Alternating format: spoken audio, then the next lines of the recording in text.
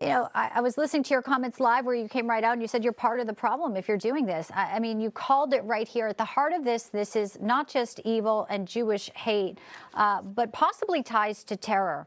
And I think that's a wider concern when it comes not just to safety for Jewish students, but really our overall community there. What was that experience like for you yesterday as you were watching hecklers kind of try to combat your positive message?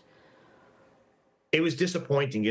Yesterday we were there to speak to everyone, the people who disagreed with us, the students who agreed with us. And there were students from both sides of this equation that actually wanted to hear what their elected officials had to say. But because of the loud, the obnoxious, those spewing hate, some of them weren't able to. And I think it was a perfect example of what's happening on college campuses throughout this country. And my statement to them yesterday was very, very clear.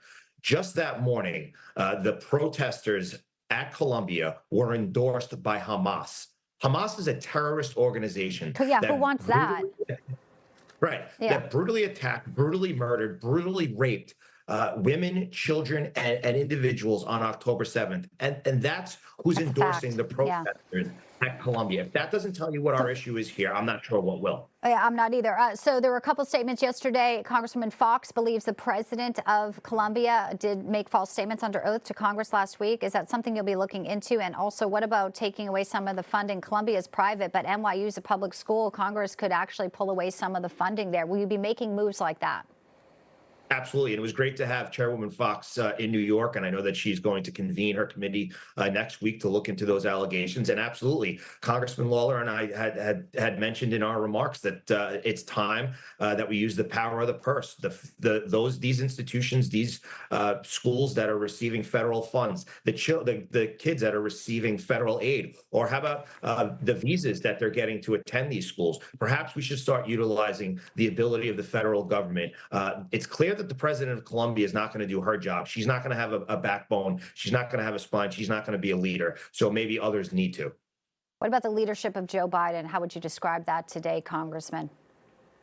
Well, it's been very silent. He doesn't seem to be much concerned about what's going on at these colleges across the country. And quite frankly, the people in his party are the ones that are putting fuel on the flames. I mean, we had AOC comment yesterday that because of our remarks at Columbia, it's one more reason why Mr. Lawler and I should not win re-election. I mean, it's absolutely insane that you have one of probably the highest ranking elected official in the country who's a Jew from New York, Chuck Schumer, has been completely silent. And why? Because Donald J. Trump is leading in the polls, even in places where Democrats have historically done well, and they are pandering to the far left, like Rashida Tlaib, Omar, AOC, and the far left progressives in states like Michigan and Minnesota, because they know that the only way that they even have a chance at trying to win is with those far left lunatics, and they're not supporting them unless they go far enough. Elmar's daughter among those arrested as well. Congressman D'Esposito, pleasure to have you today, sir. Thanks for joining us.